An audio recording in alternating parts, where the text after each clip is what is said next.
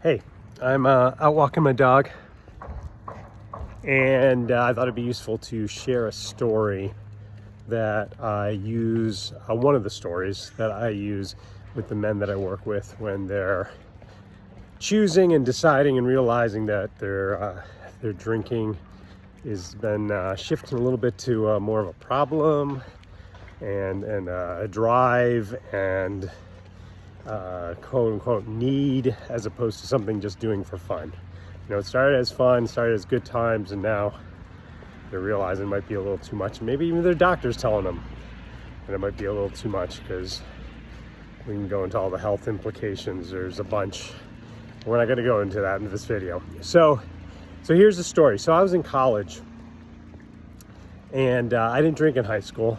My parents were very super strict. Get to college and I drink a lot, especially the first 2 years. And I get to this point where I talked to some friends one Saturday morning. I'm like, so sorry I didn't see you last night. Didn't make it to your party. And they're like, what do you mean you were there? And I totally blacked out. I was there for a couple hours. And I was like, all right. So then a couple weeks later, a friend of mine goes, hey, he was an alcoholic in high school. He wasn't drinking anymore. He's like, hey, I really want to see the bars, but I don't want to drink. Would you just go up with me and, not drink and show me the bars? Because we had like 20 on campus. It was like insane in a small amount of space. And so I said, sure, yeah, no problem. So we go from one bar, show another bar. Dude, I want a beer so bad. I want to drink so bad.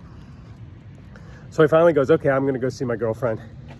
And he leaves, sees his girlfriend, and I rush into the nearest bar and I do a shot in a beer. And I'm like, all right, that you got a problem, right? So I never really thought of myself as an alcoholic.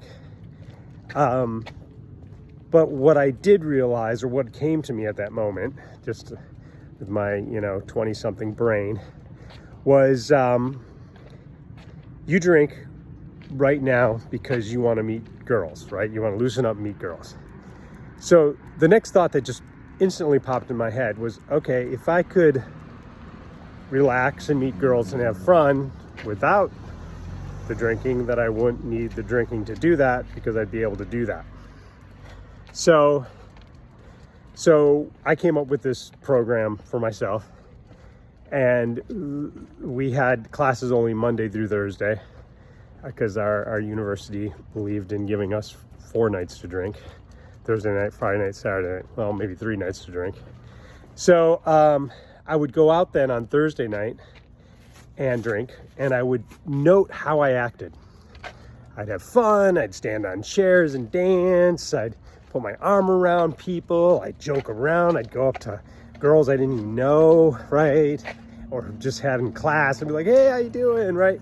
So then the next night I'd go out and I'd say to myself, all right, not gonna drink at all, and then you're gonna act the exact same way. Oh man, it was super hard. So I'd go out and just have a glass of water, Diet Coke or Coca-Cola. Never drank Diet Coke, I don't know why I said that. And so then I'd just like trying to put my arm around someone or dancing, really like, am I doing this right? Or how do I look? And so I went back and forth, one night drinking, one night not drinking, one night drinking, see how I did, what did I do, how did I act, and then I'd go. And it was amazing. Within like 2 months, I was able to go out and act as if I had been drinking without drinking at all. And so, let's see, let's go this way so the sun's in a different direction. So it was amazing.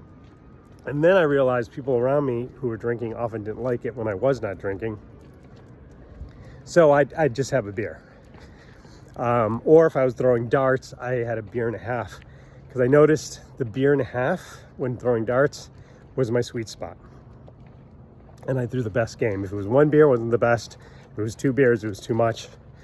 So I did that.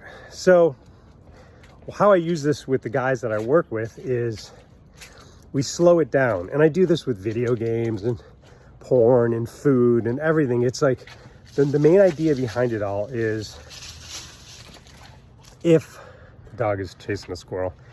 If I'm already happy, that I don't need something to be happy.